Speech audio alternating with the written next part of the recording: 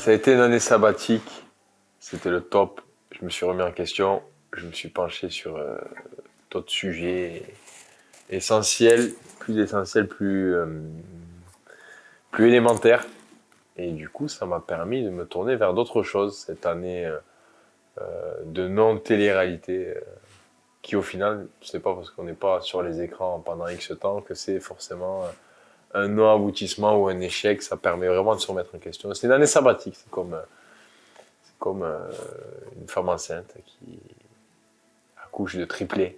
Voilà. Et ça m'a fait du bien, et ça fait du bien.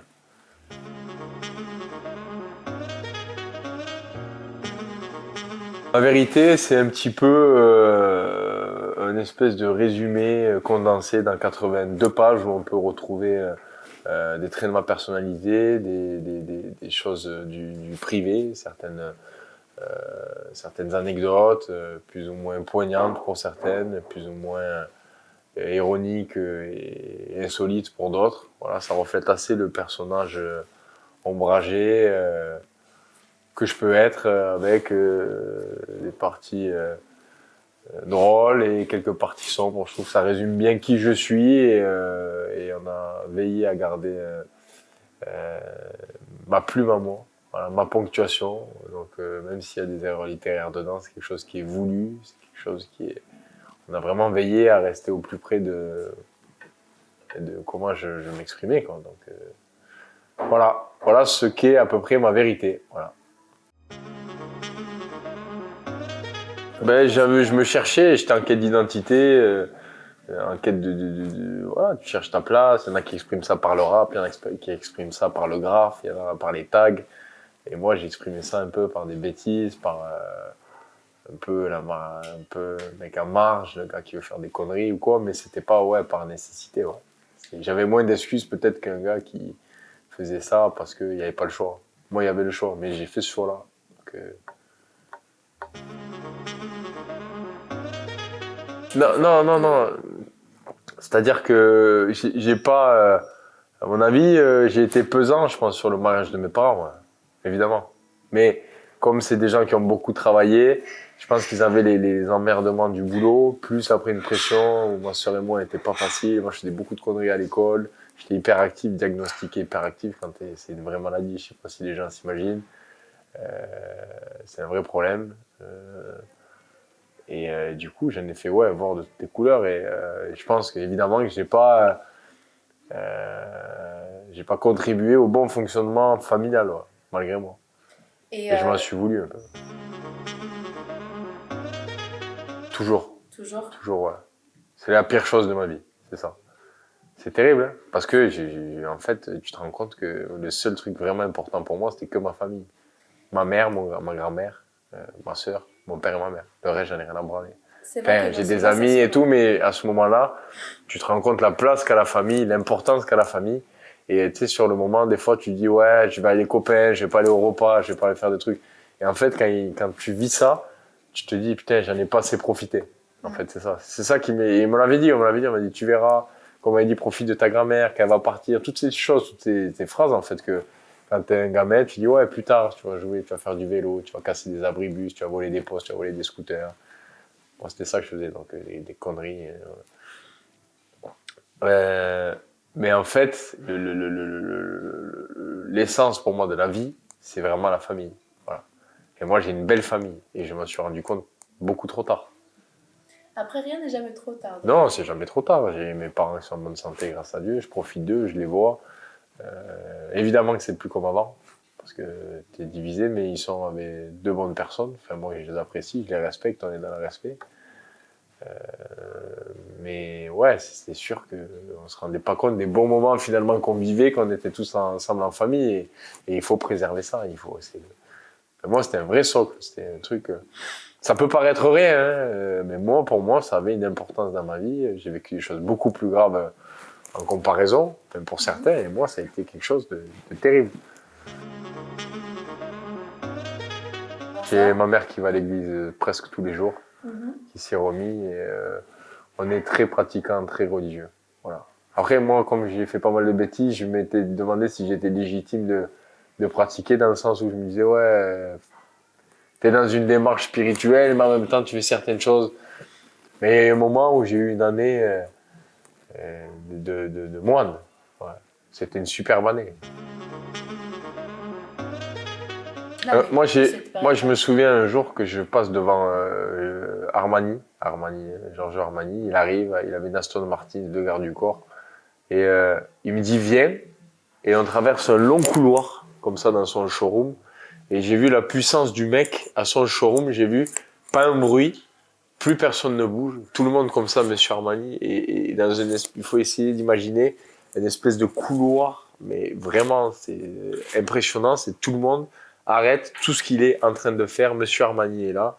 Et là, j'en ai des frissons quand j'en parle. Pourtant, il n'y a pas forcément... Mais l'aura, la puissance et le travail de ce mec-là, enfin, qui et ce gars-là m'a servi parce que c'est un gars qui dort 2 heures par nuit, qui a sacrifié totalement sa vie sentimentale pour se consacrer à la couture, à la mode. C'est un mec qui dort jamais, c'est le gars qui se désharmonise pas à Milan, c'est lui qui ferme le store. Je pense pas qu'il ait besoin financièrement de fermer le store, mais on est sur cette dernière génération de gens qui bossent et qui sont et c'est le gars, il va, je pense, débarrasser la dernière assiette de son restaurant à Milan, alors qu'il a fait 10 000 trucs dans la journée. Mais ça me fait un peu penser un peu à mon grand-père, moi, dans le truc où c'est des gens qui ont réussi, pas à la même échelle, hein, mais qui veillent à toujours être là, qui lâchent pas le bébé et qui se sont levés. Et c'est l'œuvre de leur vie. Et moi, je trouve ça beau. Je trouve ça beau. Après, on peut inventer et vouer tous les fantasmes qu'on veut autour de la mode et de cette industrie. Mais moi, j'ai sorti cet exemple-là parce que j'ai un vrai respect pour ce monsieur, pour ce qu'il a accompli. Et c'est le genre de gars qui te donne un sens à la mode, voilà, dans sa construction. Après, il fait ce qu'il veut. Mais comme je l'ai dit, c'est des mecs qui ont des plus grosses puissances financières dans cette industrie-là. Et c'est le gars qui te plie le store de son restaurant 4 fois par semaine, à Milan. Voilà. Donc, je pense qu'on peut... Enfin, c'est des exemples au final de simplicité de gens qui ont vraiment réussi et qui sont toujours là, et qui confient pas des choses à des groupes gérés par des ordinateurs. Voilà, et je pense que ça va devenir des dinosaures, des gens comme ça. Et ça me fait penser au mec là maintenant qui fait ça de l'aisselle, là, bon, qui est sur un truc 2.0 Instagram. Mais ce mec-là, je le croise partout, dans ses restos. Mais je le croise ok à faire des stories Instagram, salte. Mais je le vois bosser surtout. C'est un mec que je vois travailler. Il va couper le truc. C'est un mec qui travaille, qui comme. Il continue. Ouais. Et moi, je trouve ça formidable. Miami, ça a été pour moi le out of the control. Voilà, le diable. Pour moi, c'est une ville qui m'a pris, qui m'a avalé et je me suis régalé. Aucun regret, jamais. Aucun regret sur rien. Enfin, j'avais là, c'est parce qu'il s'agissait d'un truc sentimental, mais j'avais cette faculté des fois à pas aller au bout des choses, ou par crainte de la réussite, d'un peu me saborder, ouais. C'était plus ça. C'est pas des excuses. C'est pas des excuses. Évidemment qu'il y a dû y avoir des choses liées, mais on est dans des relations haut volt, haute intensité, on se plaît dans ce truc macabre. C'est dur à expliquer, c'est des choses qui doivent pas arriver, c'est des choses que, à mon avis, certains vivent, certains comprennent, mais dans ce truc-là, c'est ou blanc ou noir, on dissocie pas les choses, et c'est normal d'ailleurs, mais c'est beaucoup plus compliqué que ça au final. Voilà, moi, je le dis, je le répète, ça a été une période compliquée, mais ça a été une période à haute intensité, mal dirigée, mal canalisée, mal... Donc, il y en a qui te diront que c'était pas de l'amour. Moi, j'écoute personne. J'écoute personne. Je sais juste que c'est des relations pas platoniques, compliquées à comprendre. Et je le comprends. C'est compliqué à comprendre. Il n'y a pas beaucoup de choses positives à en tirer dans ça, mais il y a eu une démarche qui a été sincère, il y a une relation qui a été sincère, qui est partie dans tous les sens, certes, mais il y avait, moi, beaucoup d'amour. Voilà. Et peut-être trop d'amour. Mais c'est pas des excuses, mais c'est des choses réelles, mais tu peux pas expliquer aux gens ce truc-là. Et parce que tu grandis avec avec je sais pas, des bons réflexes à avoir dans la vie et tout, donc ça peut pas te sembler possible, tout ça. Il y a des choses, et bien, il faut, quand c'est nocif, s'en écarter. Voilà. Okay. Et quand tu sens qu'il y a des choses nocives pour toi-même, il faut pas y aller. Voilà. Toujours ce truc du danger, du machin, il faut éviter parce que tu sais très bien que ça va aller dans le mur, mais tu y vas quand même.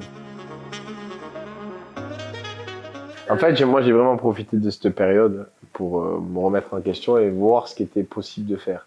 Parce que c'est un faux rythme, la télé-réalité aussi, si tu veux. Tu pars sur des choses mécaniques. Tu te poses plus la question sur ce que tu pourrais faire, tout ça. Donc, c'est un peu une facilité, quelque part. Voilà. J'ai rencontré des belles personnes, je me suis beaucoup remis en question. J'ai eu des points et des choses à régler avec moi-même et je les ai réglées. Hein. En tout cas, c'est des choses qui sont en cours et je me suis tourné vers d'autres choses et j'en suis très content. Et je blâme pas ce milieu qui m'a beaucoup apporté. Et je parle pas de ce milieu au passé, parce qu'il faut jamais dire jamais. Mais traite les projets les uns après les autres. Mais évidemment qu'on a envie de faire d'autres choses et on se sent capable de faire d'autres choses. Et on a envie d'être dans une trempe de travail à 30 ans. C'est-à-dire que je suis jeté au feu, mais tu réfléchis à voir si c'est possible de faire certaines choses. Après, le statut télé-réalité en France, ce chauvinisme compliqué. Que c'était un petit garçon qui avait rêvé, je pense, comme tous les Français, quand Zizou met 2 buts sur corner. Et à ce moment-là, il a une calvitie précoce et je veux exactement être Zizou, comme peut-être tous les Français à ce moment-là. Non, en plus, j'adorais Ronaldo, moi, vraiment. J'avais les dents d'avant, j'étais grave content, exactement. Et quand Zizou met 2 buts, mais Ronaldo, c'est plus mon. C'est plus fait doubler, quoi. Donc moi, genre, ma mère, je dis, oh, je veux la même coupe que Zizou. Ça donne pas toujours le Maintenant, même ça, on peut talent. dire que c'est la même coupe que Fabien Fradium. Ça dépend. Mais bon, ça reste des icônes, hein, dans leurs arts respectifs. On est dans une phase un peu, comme j'ai dit, remise en question, où ce livre, c'est un point marquant qui signifie peut-être la fin de quelque chose, le nouveau d'autre chose, en tout cas une prise de conscience matérialisée par ce livre, certains traits de la personnalité. On n'occulte rien, on est honnête, on est vrai, on fait des fautes littéraires et grammaticales évidemment, et on ne s'en cache pas. Mais on ment pas, on triche pas, on dit la vérité, toujours assumé, et on veut convaincre et séduire personne. Juste, voilà. Mais on s'est remis en question pas mal et il fallait le faire, c'était nécessaire. Et si on peut aussi pas être un porte-drapeau, mais de dire que parfois faire des erreurs, ça peut, et au final, mettre le doigt dessus, ça peut aider, je pense que c'est vrai, parce qu'on est beaucoup commandité et on est beaucoup bercé par l'ego dans la vie. Et un ego te fait perdre beaucoup de temps. Moi, je suis le mec qui a le plus de fierté au monde, je pense, et le plus d'ego. Et à un moment donné, ça peut être aussi la pire des choses. Voilà. Et qu'il n'y a pas de honte à dire je t'aime, et qu'il n'y a pas de honte à dire je t'aime à tes parents, il n'y a pas de honte à pleurer, il n'y a pas de honte à dire on a fait une erreur. Pour les personnes qui n'ont pas lu le livre, voilà, et bien, il faut qu'elles le lisent. C'est 17 €. C'est sur Amazon. Pas plus. J'ai pas triché, je mens pas, je suis pas un menteur. Vous serez pas déçus. Je sais pas si je vais vous surprendre. En tout cas, je suis pas dans c'est pas la science-fiction, quoi. C'est réel et c'est pas Netflix. Ouais.